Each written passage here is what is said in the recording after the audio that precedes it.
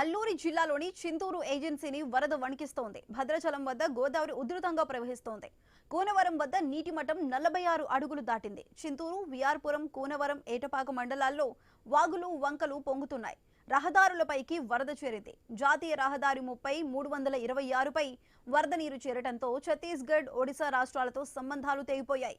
చింతూరు వద్ద సోకులేరు వాగు పొంగి రహదారిపై ప్రవహిస్తోంది. చింతూరు, విఆర్పురం మండలాలకు రాకపోకలు పూర్తిగా నిలిచిపోయాయి. కూనవరం మండలం కొండరాజుపేట, పొలిపాక వద్ద వరద నీరు రహదారిపై చేరింది. చింతూరు, కూనవరం, నెల్లిపాక వద్ద వరద ఉధృతితో భద్రాచలానికి రాకపోకలు నిలిచిపోయాయి. శబరి, గోదావరి పరివాహక ప్రజలు నిత్యావసరాల కోసం నాటు పడవల్లో ప్రయాణాలు చేస్తున్నారు. వరద ఉధృతితో అధికారులు అప్రమత్తమయ్యారు. చింతలూరు ఐటీడీఏ పరిధిలోని కమాండ్ కంట్రోల్ రూమ్ ఏర్పాటు చేశారు.